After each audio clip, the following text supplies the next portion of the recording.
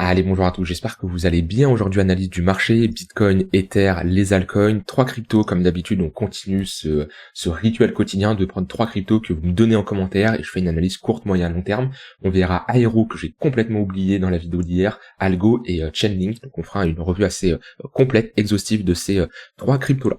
Je commence par du coup le Bitcoin. On a un peu de volatilité qui est plus sur Ether aujourd'hui, mais je vous en avais parlé hier qu'on pouvait s'attendre à un retour de volatilité suite à cette phase là flash violet sur l'indicateur qui m'indiquait comme quoi la volatilité était extrêmement basse. En général, quand on a ça, on peut s'attendre à un gros mouvement. Alors, le mouvement est proportionnel à l'unité de temps. Bon, on est sur un moins 1,5%, un petit regain de la volatilité, mais ça reste faible. En général, on peut s'attendre à des mouvements beaucoup plus importants quand on a comme ça un flash violet, comme on a eu à ce niveau-là, vous voyez, flash violet, moins 6%. Par contre, en daily, on a également flash. Ici, ça nous montre également que sur du daily, la volatilité est extrêmement faible. Et c'est vrai que historiquement, sur le Bitcoin, des journées comme ça où on flash, c'est assez rare. Hein. Ici, on a flash, on a eu ensuite un regain de volatilité, moins 10 jusqu'à moins 17%. Ici, on voit faible volatilité. Attention, faible volatilité, ça ne nous indique pas si ça va monter ou si ça va baisser. Ça nous indique, attention, un gros mouvement se prépare. Ici, on voit bien, faible volat, après on est reparti sur un plus 40% quelques jours. Ici, grosse phase de faible volatilité, on a pris moins 15% en 3 jours. Ici c'était le bottom de 2023, ouais, très faible volatilité pendant une longue période, puis là après quand c'est parti, c'est bien parti. Donc ouais, c'est un indicateur très intéressant qui permet, comme j'ai dit, de mesurer la volatilité. On l'avait vu hier, c'est pour ça que je vous disais attention, soyez méfiants. En général, samedi, dimanche c'est calme, et le lundi c'est là où on retrouve pas mal de volatilité. Bon, dimanche dans la soirée, ici soirée nuit, ça, on a une phase de baisse, et on continue. De toute façon, on avait vu ensemble que le fait de se faire rejeter sur l'extrémité haute du range, je remets ici un volume profile, ça nous montre globalement qu'on a de grandes chances de revenir chercher ici l'extrémité basse. Hein. Quand on se fait rejeter comme ça sur une extrémité haute, si mon volume profile veut bien se mettre, je sais pas pourquoi il a du mal, ouais, je suis bien sur Binance en plus. Voilà.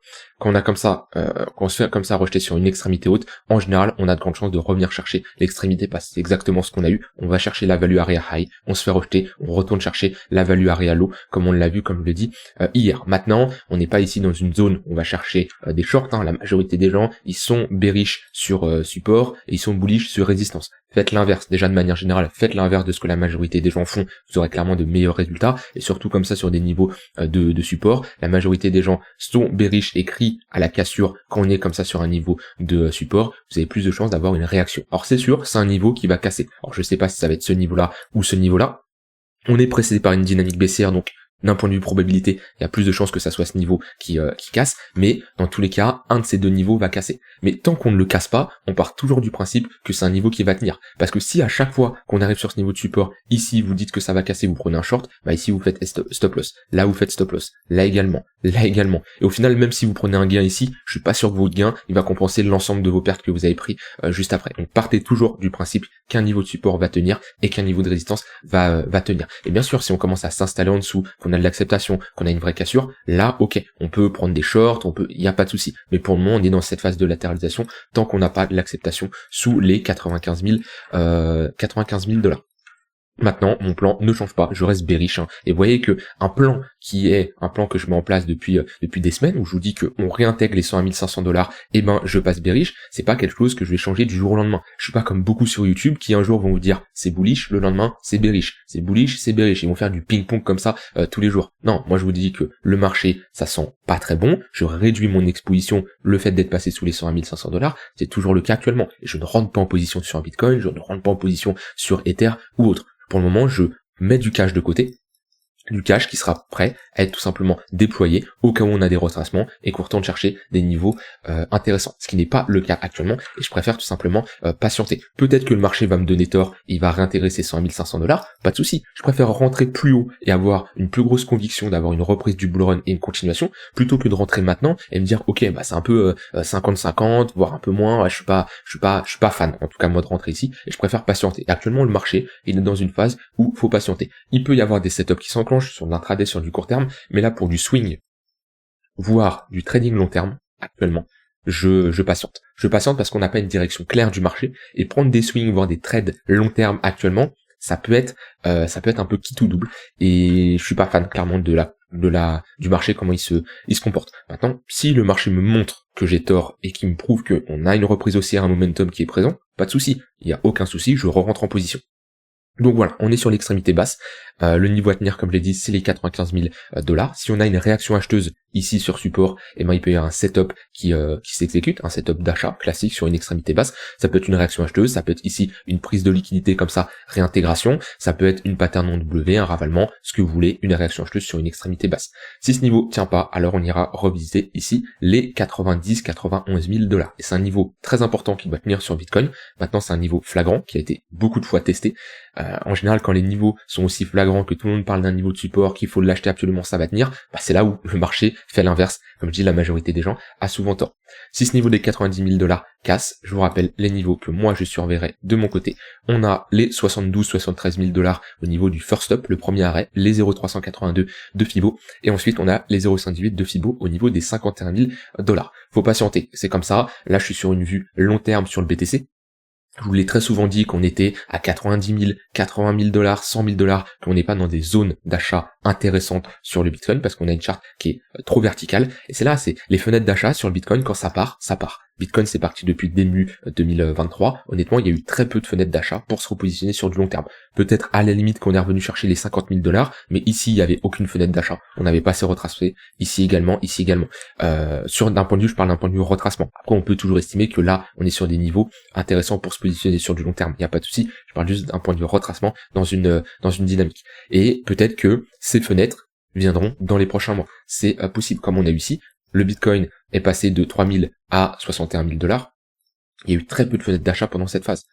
Un premier qu'on est revenu chercher globalement les 28-30 000 $, puis après c'était 2 ans après, c'était qu'on est revenu chercher cette zone-là. Le plus important quand vous êtes comme ça sur d'un point de vue investissement long terme, c'est tracer des zones qui vous intéressent, des niveaux weekly, mensuels, des chiffrons psychologiques, des retracements de Fibo, et quand on arrive sur ces zones-là, c'est là où vous pouvez vous positionner. Si vous êtes bullish sur le Bitcoin long terme, un Bitcoin qui revient chercher 72 000, qui revient chercher 50 000 $, c'est de très bonnes zones pour se positionner sur du long terme. En tout cas, moi j'ai des convictions sur le Bitcoin, et je pense que Bitcoin cassera ses 100 000 $, cassera ses 200, ses 300 000 $ dans les 5, 10, 15, 20 prochaines années. Je reste bullish sur cet actif, et mon but c'est de me positionner quand j'estime qu'il est sous-évalué. Ça veut dire revenir chercher des niveaux de retracement, le coût de production, et j'en passe. Mais actuellement, c'est là la différence entre différentes unités de temps, c'est le long terme, je reste convaincu, c'est une crypto qui fera ATH sur ATH. Pour le moment, sur du court terme, jusqu'à preuve du contraire, il est bearish. Et on le voit bien, on est repassé sous le tunnel 15 minutes, ça je vous en avais parlé hier.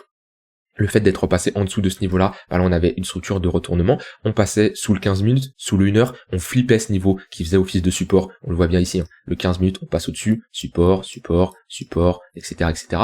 On repasse en dessous, et là qu'est-ce qu'il fait maintenant ? Il fait office de résistance. C'est-à-dire que là c'était possible de chercher des longues sur l'intraday, avec un biais bullish, là on est plutôt dans un contexte, on va chercher des shorts pour faire de la continuation de tendance, parce qu'on a des moyennes mobiles orientées à la baisse. Le but, c'est de changer de biais rapidement. Les moyennes mobiles sont orientées à la hausse, il y a de quoi faire de la continuation de tendance, les creux, les sommets sont de plus en plus hauts, peu importe ce que vous utilisez. La théorie de dos, creux et sommets de plus en plus haut, des moyennes mobiles, peu importe. Le plus important, c'est identifier votre biais. Vous avez un biais bullish, vous cherchez des longues. Par contre, dès que votre biais passe bearish, ça passe par un cassement d'une structure. On passe ici d'un range break par le bas à une tendance baissière. On passe sous les moyennes mobiles. Bref, peu importe. Ça nous montre tout simplement que on a ici une confirmation de changement de dynamique et faut pas être biaisé, faut pas être aveugle, faut accepter ce changement de dynamique et réagir en conséquence. Et là, on voit bien qu'on a une bonne dynamique qui est baissière. Donc, sur l'intraday, clairement, faire de la continuation de tendance à la baisse sur Bitcoin. Maintenant, méfiance, on est actuellement sur un gros niveau de support. C'est pas pour ça que je dis qu'il va 100% tenir, mais on ne short pas un niveau de support. En tout cas, pas sur du court moyen terme, sur vraiment du très court terme sur l'intraday. Pourquoi pas, mais voilà, soyez méfiants après qu'on a un marché qui a pris comme ça moins 1,5%. Attendez des replis pour vous positionner. Tunnel 5 minutes, tunnel 15 minutes éventuellement. Voilà, sur le Bitcoin, mon biais ne change pas. Je reste un biais plutôt conservateur / bearish. En tout cas, je ne rentre pas ici et il faudrait regagner ces deux gros niveaux de résistance pour que je repasse bullish. Au niveau d'Ether, il nous a fait une petite impulsion aujourd'hui. On a été chercher les 2850 $. Maintenant, classique, et ça je le répète, et je le répéterai autant de fois qu'il le faut, on attend toujours les clôtures. J'en ai vu beaucoup s'enflammer. Alors s'enflammer c'est un grand mot, mais qui ont commencé à dire ça y est, Ether est prêt à rattraper son retard contre le Bitcoin, ça y est, c'est reparti, qu'on était au niveau des 2800 $. On n'a même pas clôturé en H4 au-dessus de ce range-là. on n'est même pas passé au-dessus. Et au final, si je mets un volume profile, de la même manière, on est retourné chercher la value area high, et on s'est fait rejeter. Donc pour le moment, on est toujours dans un range. C'est pas parce qu'on fait un plus 5%, que pour certains, waouh, plus 5% c'est un truc de ouf. Non, on a de la volatilité, donc c'est normal. Maintenant, prenez du recul, dézoomez vos charts, est-ce que ça c'est une cassure? Moi, là, je vois ça comme une prise de liquidité, réintégration. C'est la même chose que ce que nous a fait Bitcoin ici. Prise de liquidité, réintégration. Typiquement, là, Ether, si on réaccepte et on réintègre ce range-là, et c'est parti, on est en train de le réintégrer, c'est pour aller chercher ensuite l'extrémité basse. Et pour nous, on est toujours dans un range.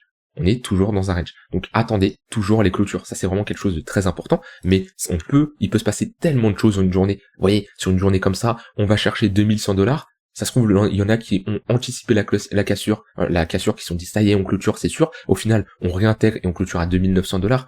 Attendez toujours les clôtures, en fonction, bien sûr, de l'unité de temps, mais attendez les clôtures 4 heures daily dans ce genre de contexte. Là, on est dans un range qui est un range H4, 6 heures, 12 heures, on va dire. Bah, attendez les clôtures, ouais. H4, 6 heures, 12 heures, on clôture pas au-dessus. Ça, c'est une clôture bearish. Si on clôture comme ça, c'est une clôture bearish parce qu'on a une prise de liquidité, réintégration. Donc, patientez toujours avant de prendre des décisions, que ce soit sur du court, moyen ou long terme. Il y en a beaucoup qui se précipitent.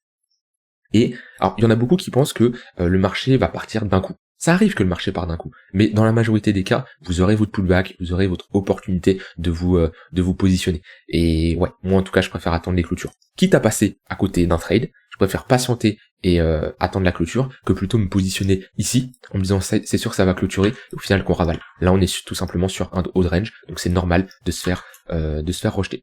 Et Ether, sinon sur du court terme, un peu mieux que Bitcoin.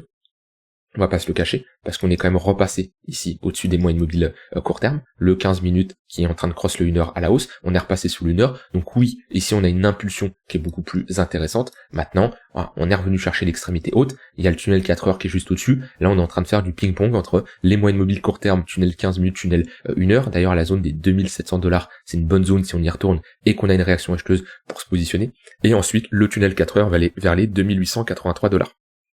Voilà. Ensuite, il y a pas trop de play en plus à faire sur Ether, à part soit se positionner en tant que shorter sur l'extrémité haute, soit se positionner en tant qu'acheteur sur l'extrémité basse, $2550, $2600, voire plus bas, 2500, si on a une prise de liquidité, on a un point pivot weekly en plus, ça peut être une bonne zone. Également, ceux qui veulent faire de la continuation de tendance vraiment sur l'intraday, un pullback au niveau du 15 minutes ici pour un pivot daily, si on a une réaction acheteuse, ça peut être intéressant. Bien sûr, toujours avec une bonne gestion de risque. Le marché, on a un retour de la volatilité et comme j'ai dit, depuis quelques semaines, le marché n'est pas facile à trader. Donc là-dessus, soyez prudents. Au niveau des altcoins, on n'a pas spécialement d'altcoin qui sort non plus du lot. Bon voilà, on a ADA, Chainlink, mais on reste sur une journée assez neutre avec Solana qui corrige pas mal, qui est une crypto qui est faible. Solana a été très forte 2023, 2024, même une partie, même pas, non, début 2025, je crois que Solana elle était forte également. Hop. Ouais, début 2025 a été très forte, mais là on voit qu'on corrige. On est sur un niveau de support, donc déjà c'est pas une zone où on va chercher des shorts. Par contre, si on a une réintégration du niveau des $170, attention, pour moi c'est pour aller chercher l'extrémité basse au niveau ici des des $120. Donc là-dessus, ouais, soyez méfiants. On est sur un niveau de support, on n'anticipe jamais la cassure d'un niveau de support comme je vous l'ai expliqué. Par contre, il faut l'accepter. Si on réintègre, bah ça serait pas bon. Et là, actuellement, on est à nouveau dans un range. On voit qu'on a potentiellement un déplacement de la valeur, c'est-à-dire que on range, on a notre value area qui est ici, on break, et on voit qu'on ne réintègre pas la précédente value area, et on reforme ici un range. Pour le moment, on est en train de déplacer la valeur. On est sur un niveau de support, plutôt une zone où on va chercher des achats. Par contre, si ce niveau ne tient pas, et qu'on réintègre une précédente value area, pour moi, on a de grandes chances de faire quelque chose comme ça. Voilà. Tout simplement. Donc ça, c'est pour Solana. Après, il n'y a pas grand chose à ajouter de plus sur certaines altcoins. Enfin, personnellement, je trade très peu les altcoins en ce moment parce que ça manque de peps. Alors oui, il y a des altcoins qui sortent du lot comme Mantra. Mantra, ça fait des semaines, des mois, depuis 2024, qui a fait sa vie un peu toute seule, qui a performé bien. On est venu d'un niveau extrêmement bas, 3 centimes de dollars. La performance est ouf. Je vous avais raconté l'histoire que moi j'en avais acheté en 2021 à 17 centimes, 16 centimes. J'avais pris mon x2 ici. 32 centimes, j'avais pris mon x2, j'étais sorti et bah on voit que j'ai évité un moins 95%, mais j'aurais pu faire de l'autre côté ici une bonne performance. C'est comme ça, c'est le trading, faut l'accepter, faut pas regretter, je suis pas devant mon écran à me dire waouh j'aurais pu commencer à calculer ce que j'aurais pu gagner. C'est comme ça. Je suis passé à autre chose. Il y a rien de mal. Maintenant, une charte comme ça, c'est pareil. On se positionne pas sur une charte comme ça, c'est pas possible. À partir du moment où on est sur une performance aussi importante, on est sur mon train ici, on est top 22 de CoinMarketCap. On vient de tellement loin. Je mets en market cap, all. Et 15-20 millions de market cap. 15-20 millions de market cap. La performance, elle est ouf. On n'est pas ici dans une bonne zone pour se positionner. Alors, je dis pas que Mantra ne va pas continuer à augmenter. Je dis juste que, pour un investisseur professionnel, on se positionne jamais sur une charte aussi verticale. On attend un retracement. Et là, je parle même pas d'un retracement léger de moins 20, moins 30%.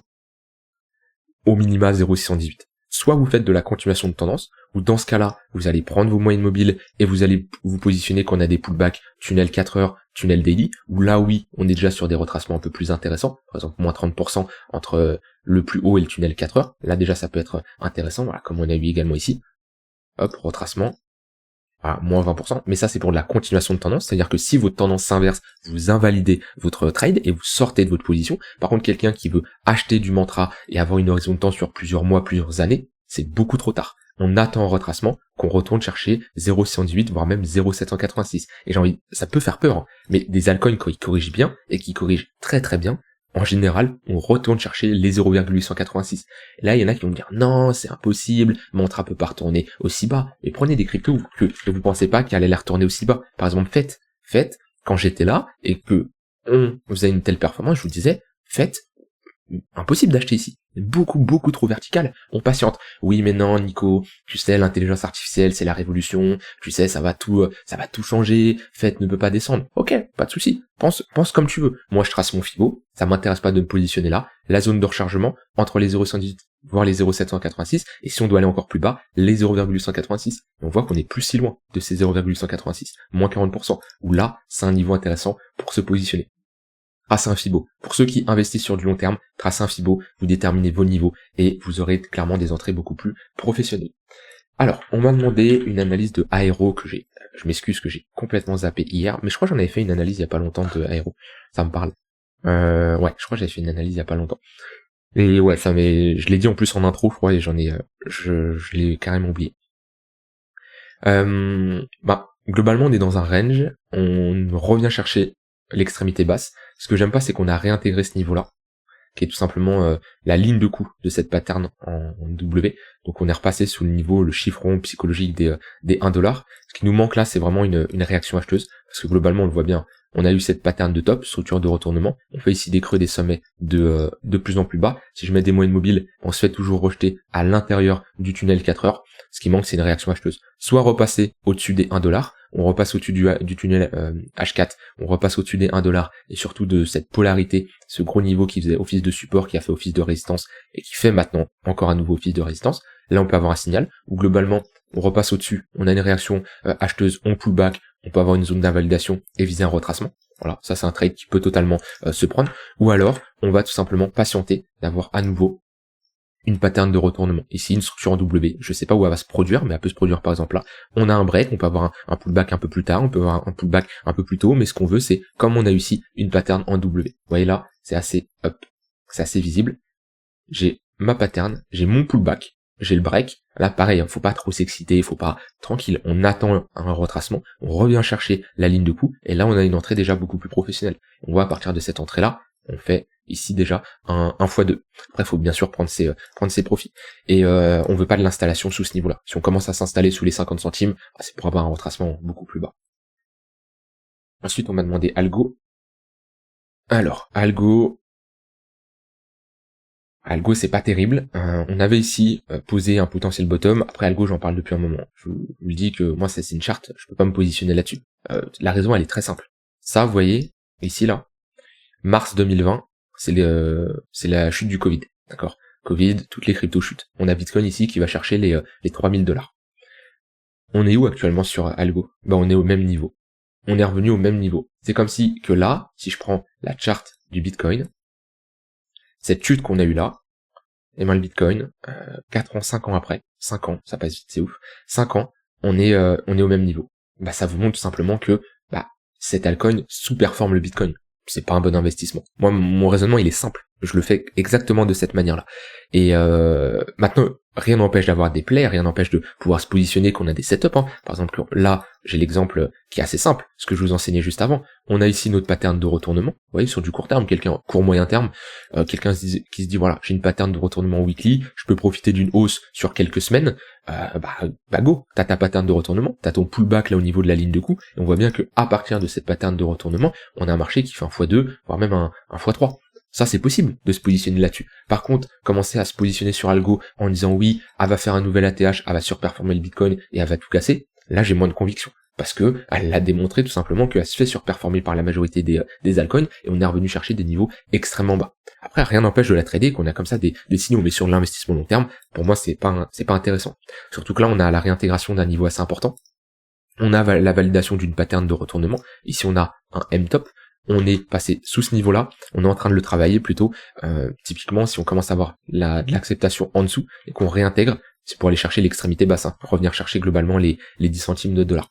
Donc ouais, la charte, elle est pas spécialement encourageante. Ça serait bien d'avoir quelque chose comme ça pour vraiment accepter ce niveau-là, réintégrer cette ligne de coup, et ça serait plutôt encourageant, mais là pour le moment c'est trop tôt. Et ceux qui veulent se positionner, parce que ils estiment que l'algo est intéressant, soit on a une réintégration, soit à un endroit ici, peut-être plus bas, on a une pattern de retournement qui nous montre qu'on a une réaction acheteuse. Vous voyez, à chaque fois qu'on est reparti sur algo, pattern de retournement, ici on est reparti, pattern de retournement, ici on est reparti. Alors que les rebonds en V-bottom comme ça, c'est souvent retesté, voire cassé, tant qu'on n'a pas ces patterns de retournement qui nous montrent comme quoi on pose un bottom.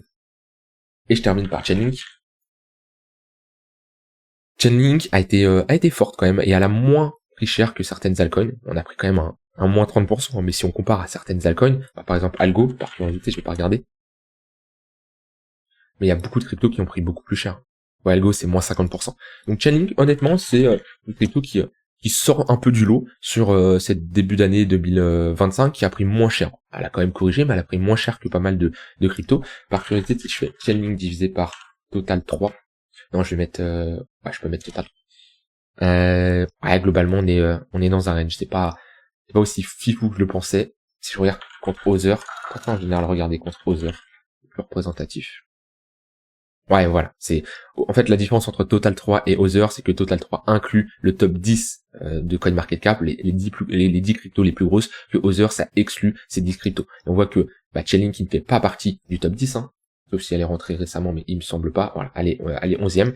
Elle surperforme sur ces dernières semaines. Depuis début 2025, elle surperforme. En tout cas, là, c'est pas elle performe plus, c'est surtout elle a pris moins cher lorsqu'on a eu la baisse. Maintenant, ce qui est dommage, c'est qu'on a réintégré quand même un niveau assez important, les $20. Chiffron psychologique, c'est un gros niveau de support qui faisait office de résistance, qui était censé faire office de support, mais on a eu quand même une réaction, mais on l'a réintégré. Donc honnêtement, quand je vois ce genre de chart, soit on a une réintégration ici et un pullback. Dans ce cas-là, on peut même avoir un trade qui se prend de la même manière. Pour jouer ici un rebond, aller chercher du 2 de risk reward, voire retourner chercher l'extrémité haute. Bien sûr, il peut y avoir un TP partiel ici, monter le stop loss à break-even et prendre un TP total tout en haut. C'est une possibilité. Maintenant, tant qu'on se situe sous ce niveau-là, au moins on a plus de chances d'aller chercher les $15 parce qu'on est sous résistance. Si je mets les moyennes mobiles, c'est intéressant à noter ça, c'est qu'on a une compression qui est en cours entre les moyennes mobiles moyen terme, tunnel 1 heure, tunnel 4 heures qui sont baissiers et qui font office de résistance, et le tunnel daily où on est en plein dedans, qui est en train de tenir pour le moment. Donc on est sur un niveau clé. Si on le perd après, c'est le niveau des $15.